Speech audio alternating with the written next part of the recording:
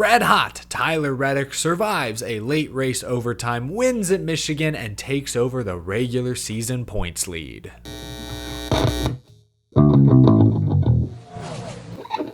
How's it going, y'all? My name is Eric. Welcome to Out of the Groove. Happy Monday, folks. For the second consecutive year, the vast majority of the Cup race at Michigan unfortunately was postponed to Monday. Bad storms swept across Michigan yesterday, only allowed the Cup Series to run about 50 laps. The final 150 were run this morning. We're going to cover it all, from the big crashes to the airborne crashes, surprise performers, the playoff bubble. But let's start this episode off with the race winner. Tyler Reddick is red hot. Everything is red for Reddick. Red flags, red car, red hair, red hot. I've been beating this dead horse for weeks now, but Tyler Reddick is unbelievable. Before this race, he had a 3.6 average finish the past 6 weeks. Let me punch some numbers in right here. With this finish today, his average finish now, the last 7 races, is 3.2. I said it last week. These are ARCA numbers. And finally, Reddick was able to break through to get his second win of the season. He's been close a number of times.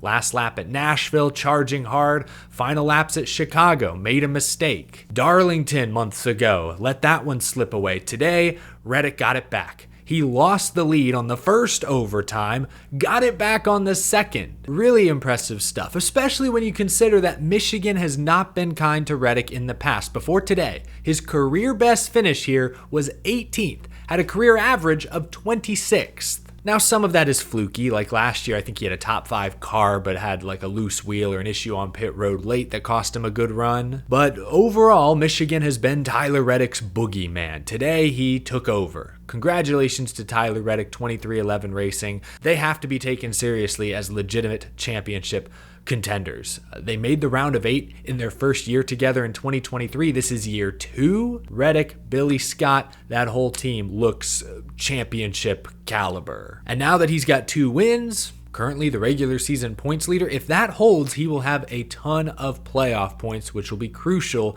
getting him through the first few rounds. I really like how things are setting up for Tyler Reddick. So congratulations to Tyler Reddick and the number 45, a well-deserved victory that was almost taken away in the closing laps. NASCAR has an overtime epidemic. It's becoming too damn predictable. Shoot, I tweeted with 12 laps to go, hey, who's gonna bring out the overtime this week? And just a few laps later, Martin Truex Jr. running in the top 5 slaps the wall. Granted, NASCAR with a very quick trigger. I don't think that Truex contact should have warranted a caution, considering Austin Cindric did the exact same thing earlier in the race and NASCAR turned a blind eye. But we know NASCAR, they're allergic to natural green flag finishes. They gotta have an overtime, a late race restart, shake things up. But it's becoming an epidemic. Go back 5-6 races ago to Nashville, 5 overtimes at the end of that one. Then they had a couple more tame weeks, Chicago, Pocono, but then overtime at Indy, overtime last week at Richmond, we all know how that ended, and overtime once again this week. That's 3 straight weeks with at least 1 overtime, still in the shadow of the 5 overtimes at Nashville. It's too much. I love a good restart every now and then. That's when we see the most passing, side by side, maybe a spin, contact, tempers. But you can't eat ice cream for breakfast, lunch, and dinner without getting a stomach ache. I'm glad ultimately that the most deserving driver and car still won this race, but these overtimes did have a major impact on the playoff bubble. We'll get to that in just a moment. Let's talk about the 2 biggest crashes today, because the first big crash really made an impact on the playoff bubble. So late in stage 2, there's a caution for debris. Joey Logano, Todd Gilliland, and AJ Allmendinger all had flat tires within the span of about a lap. Allmendinger straight up spun out, caution waves. Okay, good. Some drivers pit. Others stay out. Most notably, Ross Chastain, Kyle Busch, and Ty Gibbs, 3 bubble drivers, choose not to pit. On the restart, Kyle Larson, with 4 fresh tires, gets loose, spins out, and collects Bubba Wallace and Chris Buescher, 2 other bubble drivers. Many others involved taken out in this accident as well, but Bubba Wallace and Chris Buescher suffered significant damage that put them behind. Bubba Wallace limped home to the finish ultimately. Buescher did recover. We'll talk about him in a moment, but not only did this call not to pit get Ross Chastain and Ty Gibbs and even Kyle Busch some very important stage points. Kyle Busch went on to actually win the stage, his first stage win of the season, but more importantly, it kept them out of trouble when Kyle Larson made a mistake behind them. Now, Larson spinning is especially big for the regular season championship because he entered this race only 5 points to the good. Larson wrecking out handed the reins to Reddick, Chase Elliott to take over. That's part of why Tyler Reddick is now the regular season points leader. And Kyle Larson, who's led the regular season standings most of this season, dropped from first to fourth. This is Kyle Larson for you. He's extremely talented. You can always count on him to be fast. Probably had a top 5 car once again today, but sometimes he's going to make a mistake. He's going to overstep just a little. Most drivers do. Many of the best drivers do. Larson was far from the only driver to overstep today. Denny Hamlin in stage 1. Yesterday, before the rain, overstepped, slipped in dirty air, and spun out. Usually it's no harm, no foul, but sometimes it's all the harm and all the fouls. A costly spin on a restart from Kyle Larson knocked him from first to fourth. Look, that's at least 4 or 5 playoff points. That's the difference. There's still time, 2 weeks left for him to get some of those back, but that's potentially huge, major playoff implications at the front of the field. We'll take a look at the bubble in just a moment, but I want to pivot to the other big crash today. There are no playoff implications here, but early in stage 3, Corey LaJoie racing for position, clips Noah Gragson,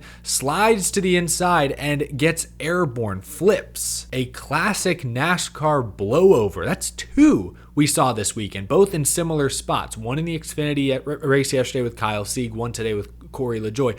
It's rare with all the aero and safety on these cars now that we see any blowovers, let alone 2 in the same weekend at a non-traditional super speedway. Very surprising stuff. A lot of folks pointed out today that there was a very strong headwind when the drivers were heading down the back straightaway. Very likely that those strong winds could have helped pick the car up. That flat underbody is also catching the air, shipping the car up into the sky. A number of factors here. NASCAR is taking the number 7 car back to the R&D center to try and study why it got airborne so quickly. Corey LaJoie thankfully walked away and was okay, but it's so rare nowadays to see one of these heavy race cars just straight up lift off the ground, especially after a lazy spin like that, that some concern is absolutely justified. But glad Corey is okay. That was a very noteworthy, almost like a jump scare of a crash. I don't think anyone saw that coming. Oh, guy's spinning out. Oh, he's flying. What is this? 2003? Like that does not happen these days. So we'll be curious to see what NASCAR finds back at the Research and Development Center. Anyway, let's take a look at the top finishers and discuss how this affects the points. William Byron finishes second. Strong run for the 24. They've been very up and down this summer. In third, Ty Gibbs, one of the best races of his season. He stops the bleeding, if you will. 3 straight finishes outside of the top 20. He'd seen his points cushion dwindle rapidly, was only 18 points to the good coming into today. You'll see in a moment he has more than doubled his points cushion, so really huge race for Ty Gibbs, and I think it all goes back to that gutsy, somewhat lucky call to stay out at the end of stage 2 and stay ahead of the chaos and carnage. They did work on that car though. This was one of the best cars Ty Gibbs has had. I think he maybe had the first or second best car on that final run. He was chasing down Byron for second before the overtimes, so really good run for Ty Gibbs, the sophomore driver. Finishing fourth, Kyle Busch. I mentioned it earlier. He got his first ever stage win. All Richard Childress Racing had to do was put the Lucas Oil Blue back on the number 8 and suddenly he looks like a contender again. This was Kyle Busch's best race in weeks, maybe months. This may have been his best performance of the season. A bold decision to pit for only 2 tires during the final green flag cycle got Kyle Busch the lead with about 30 laps to go, but he didn't have enough tire or enough car to hold off Reddick and the other hard chargers. But still, Kyle Busch today was legitimately a top 5, maybe top 7 car, and that's refreshing to see. Great finish for the 2 RFK guys. Brad Keselowski, we know he desperately wants to win at his home racetrack. Good run today. And his teammate Chris Buescher battled back from contact on that stage 2 restart. Pitted before the first overtime, gave up some track position. I was a little worried, but drove to 10th by the time the second overtime came around, and from there, with fresher tires, drove from 10th up to 6th. So the two overtimes actually worked in Chris Buescher's favor, especially considering his playoff bubble rival Ross Chastain got taken out during the first overtime. Chastain was likely going to finish somewhere around the top 10. Instead, Ross finishes, he's not even on the screen, 25th.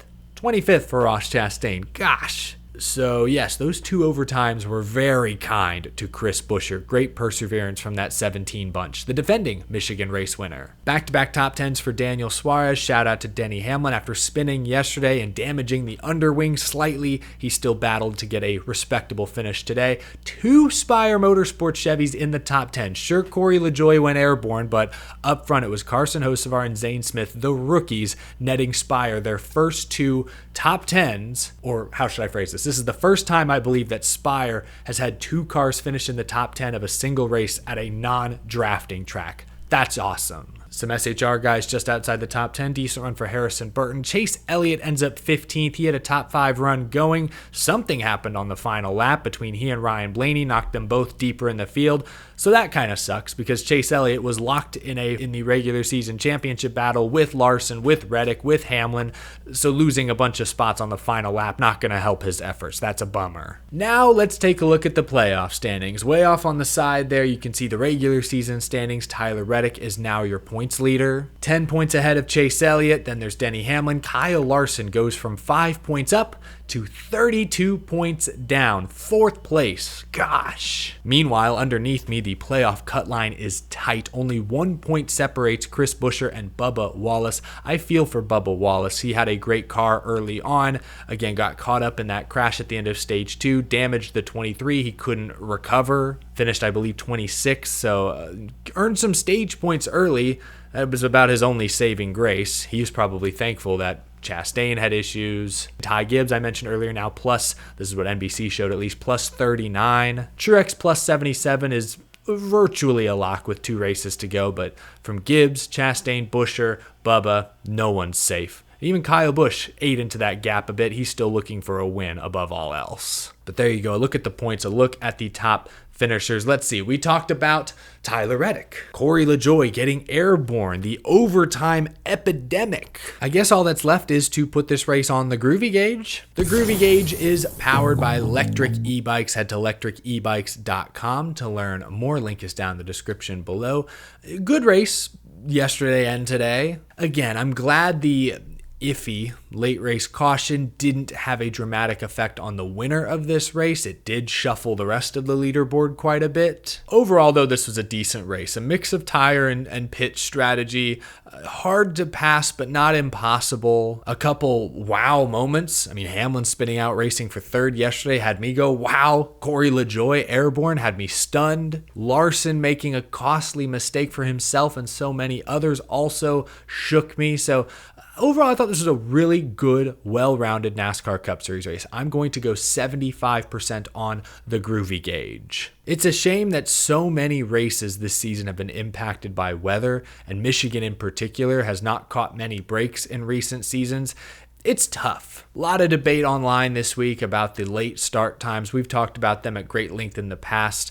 TV wants 3 p.m. starts. It's best for ratings. They pay the bills. They get what they want. But going forward, races at tracks without lights, I think, need to start at 1 p.m. local or earlier, if at all possible. That would be the more fan-friendly decision. But again, NASCAR's in the TV business, and Fox, NBC, next year Amazon, Turner, they're paying the bills. They get what they want. So we can plead with the networks on social media, but until it affects their bottom line or truly begins to negatively impact their season-long ratings, I don't anticipate the networks making any dramatic changes. I think the 2 to 3 p.m. starts are here to stay. It's unfortunate. It's unpleasant. Maybe this year's just been bad luck with how much rain has hit the sport. I don't have much else to say. I feel for fans out there at Michigan who either couldn't stay for the race or who came back today and were met with long lines, understaffed. I've been there, done that. Shoot, last year I couldn't stay for the Monday Michigan race, not with the schedule I had at the time. So